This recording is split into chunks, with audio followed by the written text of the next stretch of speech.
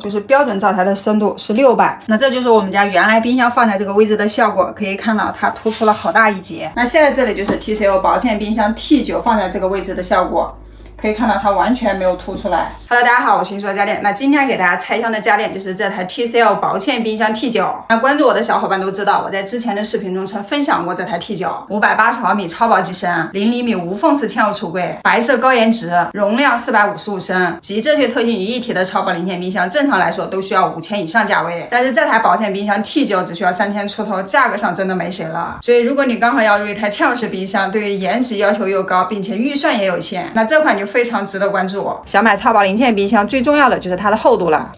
常规冰箱的厚度一般都是在650到750。而常规家庭橱柜的深度一般都是在600，那普通的冰箱放进去之后就会突出橱柜好大一截，影响美观。这款薄芡冰箱 T9 的厚度只有580，放进去就完全不会突出。那除了厚度，这台冰箱和我们家之前的那台普通冰箱的第二个不同之处就是它采用的是底部散热，那冰箱的两侧就不需要预留很大的散热空间。如果是嵌入到柜体里，两侧也只需要预留0.4厘米，就几乎没有缝隙。那像我们家的这台冰箱，它采用的就是侧面散热，两侧的温度非常高。那如果你不预留散热空间，机器就会长期处于一个高热的状态，容易损伤机器。但是如果你预留了散热空间，可以看到这里就会形成卫生死角，根本打扫不到。那第三个不同的话就是它的这个门体铰连，普通冰箱门体铰连设计没有特殊处理，90度开门后冰箱的门体会占用一定空间，空间太小的话就打不开门，并且抽屉也不能拉取出来。那这台冰箱的铰连是经过重新优化的，采用的是平稳嵌入式铰连，即使紧贴墙壁也可以90度开门，还不影响抽屉的拉取。那我们都知道超薄冰箱它之所以薄，就是因为它的厚度是进行了压缩的，但是这样的话就会牺牲掉一部分容量。那这台薄芡冰箱 T9 的容量也有455升，5口支架使用也是足够的。上方的冷藏室容量是310升，还细分了果蔬保湿仓和珍品干储仓，根据不同食材需求匹配温度和湿度，食材更新鲜。而且冷藏室对开门的格局，放一些比较长的食材也能放得下，还是很符合我的心意的。冷冻室的容量是66升，右下方这个是79升宽幅变温区，可以实现零下20度到5度，共26档宽幅变温，既可以作为冷藏室使用，也可以作为冷冻室使用，也很便捷。另外，它的冷冻室还带有-36度生冷速冻模式，这个对于鱼肉类食材的保鲜就特别友好。简单的来说，就是环境的温度越低，降温越快，那么食材就不会被反复冻融，那么它的细胞壁保存的就会更完整，在解冻后它的血水也会更少，那么食材就会更新鲜。那在除菌净味方面，它在冷藏室内置了离子发生器，冷冻室内置了天然清新因子，多点离子杀菌搭配 T-Fresh 冷抑菌技术，可以实现99.99%的杀菌率，